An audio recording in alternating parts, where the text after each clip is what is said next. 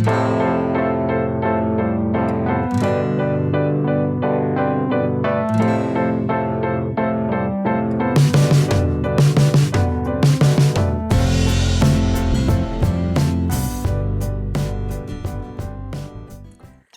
everyone, it's Shel C from PaperOcotilloStudio. Today I'm sharing with you a art journal page, mixed media style with lots of collage and stenciling that was inspired by the September mood board from Art Joy of Sharing art community. Peg and I have an art community on Facebook, and we offer different themes and challenges all through the months. And one of them is a mood board that comes out at the first of every month. Then this is the September one. It has fall leaves and burgeoning harvest moons and harvest themes and scarecrows and, of course, warm, spicy autumn colors. So that's what's going to be inspiring me. I feel very nostalgic about harvest time. Where I grew up, there was a lot of farming of wheat and some other stuff. And in September, like when I was in high school, a lot of my friends would go off to drive wheat truck and hoe peas and things like that. I never really did it, but I don't know. I just feel nostalgic about that whole Americana farming and harvesting and growing our food situation. Where I live now in Tucson, there's not a lot of growing, although there is a farming community not that far from me. But I don't see things getting harvested or grown or anything like that. So I feel nostalgic about it. So that's what this art journal page is about. Also, we this month we have a theme, a hashtag theme going on all month called AJOS Falling for Fun, and it's about using iconic imagery from fall. Maybe it's pumpkins, maybe it's cats, maybe it's scarecrows, maybe it's crows, anything, ravens, witches even, or anything like that. Fun fall, excuse me, imagery that is in a cute style, kind of. That's kind of the idea of it, making it fun and cute. So this page also qualifies for that hashtag. I made one at the beginning of the month as well that had a magazine collage scarecrow on it. I think scarecrows are a cute thing for September. I like them, so I'm going to make another one. So I started out, this is an art journal page that I made, art journal book that I made following along with Dina Wakely in one of her classes. And it's made out of heavy card, like either the back of a paper pad, or you could also use like packaging from food, like pasta or cereal boxes, things like that. And then the join is just some washi tape.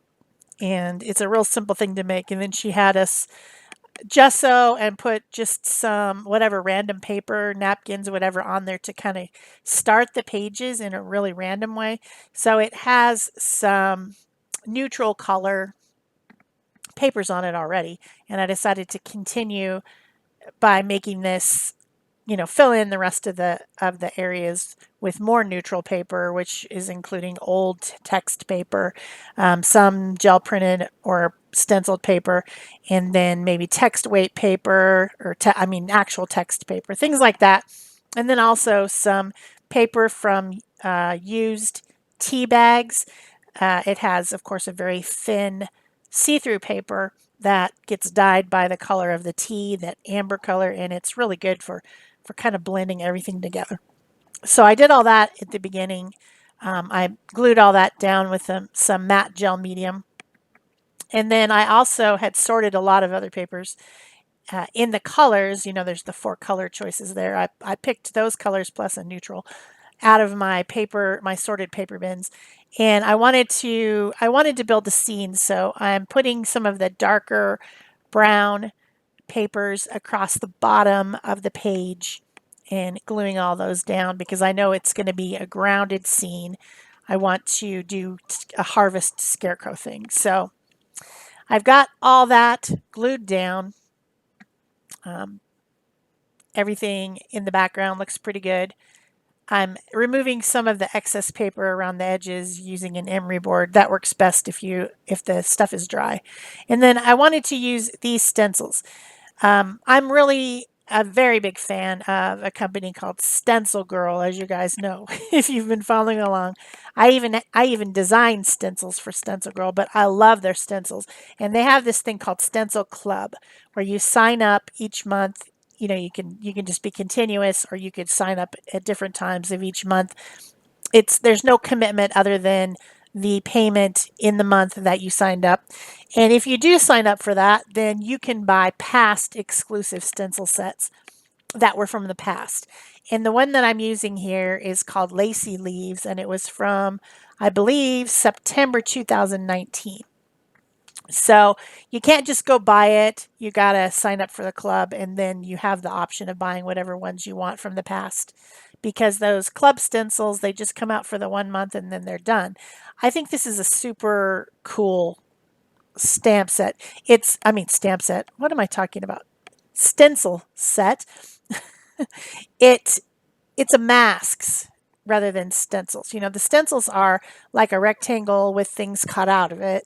A mask is the parts that you cut out and discard the rectangles. So it's just really cool. It looks like the leaves that have fallen and are starting to disintegrate. So because it is a mask, I'm using it and then I'm blending it in with a baby wipe because a mask doesn't have a rectangle edge. So I'm going off the edge of the leaf in order to show that there is a shape, but then I do need to blend out the paint into, the neutral part of the page with a baby wipe, which is not difficult. I mean, it's super easy. And I'm using the reds and the green gold colors, olivey greens, and wheat colors, um, all the colors from the inspiration of the mood board. So I'm just adding these kind of leafy shapes around, blending them out. I took that dark color and went all the way around the edge of the page with my brush. These brushes that I'm using for stenciling were originally designed for makeup application, and they look like toothbrushes, but they have a very, very soft bristle, and they're great for stenciling. So if you want to find those, you can. I have a Amazon affiliate store, and you can just go click on my store down below, and then you will be able to find them in my store. That gets me a few cents from Amazon if you use my store or my links when I put links on. So I'm always happy when you do that because I need to buy more art supplies so that I can show them on my channel, right? So I also kind of tamed everything down with some dry brushing of the titanium buff color over the background because it needed just like to be integrated a little bit. And then I have grabbed a couple other stencils, also from Stencil Girl Products. This one was a club stencil as well. I can't remember what month it was. In the club, you get a 9x12, a 6x6, and a 4x4, and this is the 6x6 from that set. And it's a house, and I thought it looked like an old farmhouse, and so I thought it would be good for my scene. Stenciling that on with that raw sienna, no, raw umber color. Sorry, the dark brown, which is one of the colors in the color palette. And then I have this other stencil, is one you can just purchase. It's not from a club. But when I was looking at it, I always think of it as a lady dancing. And I just had to have it because I thought it was so cute and whimsical. But I've obviously never used it because it's completely clean. But when I was looking at her pose as I was flipping through my stencils, I thought she looked like a scarecrow because her arms are out like a scarecrow and her hair is kind of crazy and straw looking. So I decided to use those two stencils to start my scene. But of course, this lady can't be naked out in her field. She doesn't look like a scarecrow if she's naked. So I grabbed a piece of blue paper that had blue paint on it. flip the stencil over in the opposite direction, flip the paper over. Now, as the first time I did it, I didn't. In the live stream, if you go watch the live stream on Art Joy Sharing live stream, which is where I made this morning, you will see that I messed up the first pants. I put the stencil right on the back of the paper, so that I don't have to worry about my pencil lines. And I didn't flip the stencil, and so the pants came out backwards. So I had to redo it. But I cut that part out because I need to speed this up and make it into 20 minutes. So then I also grabbed a piece of paper that had some red paint on it. I just had red, scraped red paint, like excess paint got scraped onto it. So I put some stenciling on there with that wheat color to make it into a plaid shirt. And then I did the same thing, flip the paper over, flip the stencil over so that it's going in the opposite direction, make my pencil marks. So this is a good way to go if you feel like you can't draw. A stencil is always a good choice if you feel like you can't draw. Could I have drawn this? I absolutely could have, no problem. And I think you could too. But some people feel that they can't do something and that stops them from doing it. And they say to themselves, I can't, and therefore they can't, because that's how it works. So there's my little plaid, red and gold plaid shirt, all with the same color families going on.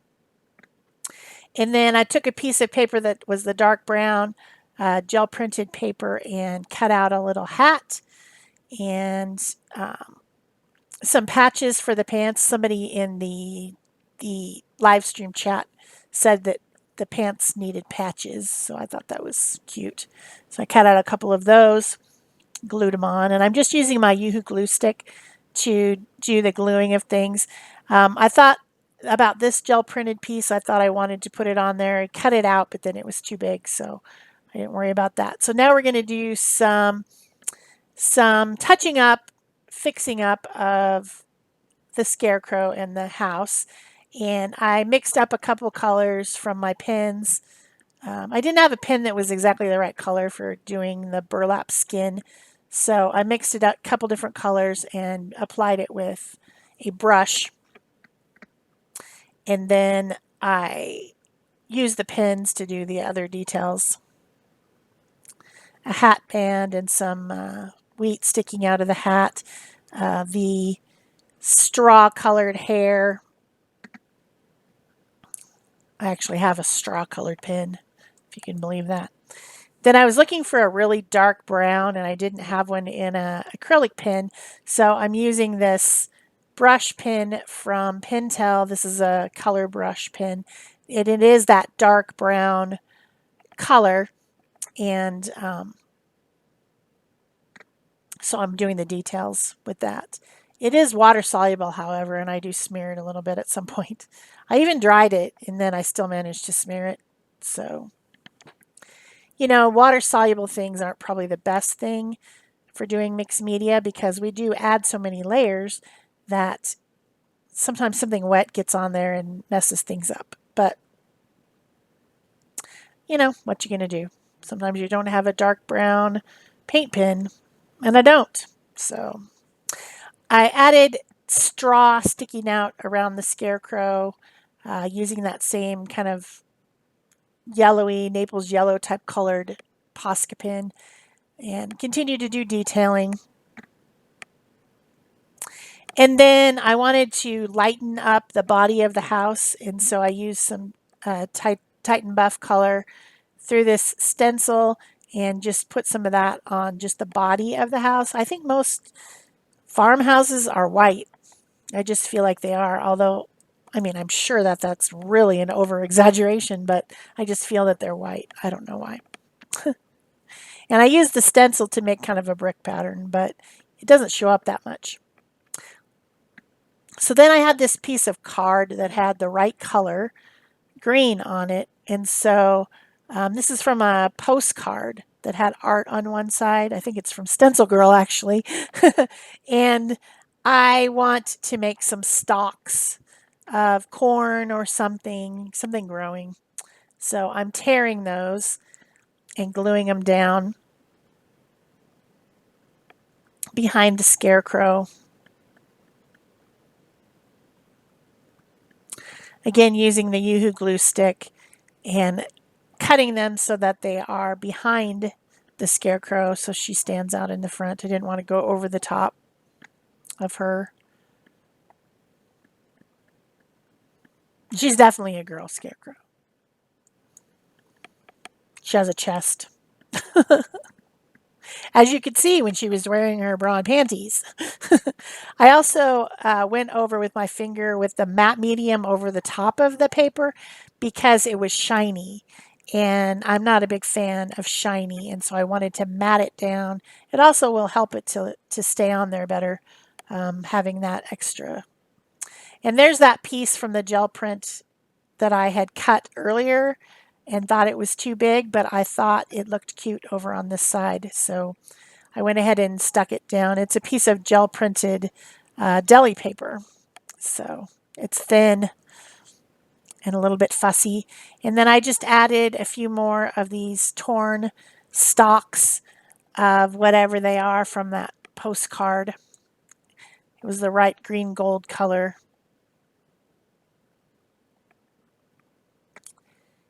Just to get them on there, get them done. I hope you guys are enjoying this video as well as all the videos on my channel. And if you are, please remember to give me a thumbs up, subscribe if you haven't already, leave a comment or question below. I usually answer within 24 hours. And of course, you can share this or pin it or whatever you want. All those things help my channel grow. And I'm always appreciative when you do those things so that YouTube can find me and recommend me to other people. That's the only way that a channel grows is, you know, by people finding you, which isn't as easy as you would think. So then a little bit more touch-ups and fix-ups and some shading and different things to finish up this page. I think it turned out cute. It's got a lot of visual texture, a lot of layers. As you see the close-ups at the end, you'll see that there's text and writing layers that are peeking through, as well as the leaf textures, and all of it is just it's got depth, a lot of depth. I did grab a piece of black. It's actually from a magazine page, a scrap, and cut out a few little crows, one flying, one sitting on the house, and one I think sitting on the scarecrow, because do scarecrows really work? Isn't it more cute if you see the crows hanging around the scarecrow? So, almost done here. A few more little details. Doing the beaks and the feet on the crows. Doing their little eyeballs. Because, they do have eyeballs. Because of the size of the birds that I made, I'm now thinking that maybe they're ravens, not crows. Ravens are bigger. My proportions are a little off there. The one with the one flying and the one on the scarecrow are okay, but that one sitting on the house, if a bird that big was sitting on a house, it would crush the roof. So that house is way off in the distance, so I didn't do a good job with that one, but I was doing it live, and I think it's cute. It's supposed to be cute and whimsical, so yeah. So for the very last thing I did, I felt like my stalks needed some depth and visual weight because they kind of seem to be blending in. So I got out a Pitt Artist pen. This is an India ink pen, and you have a few seconds to blend with your finger if you want to. I got like a dark olive color and added a shadow and some other little things to the stalks, and that was pretty much the end of it all. So thanks so much for watching. Bye-bye.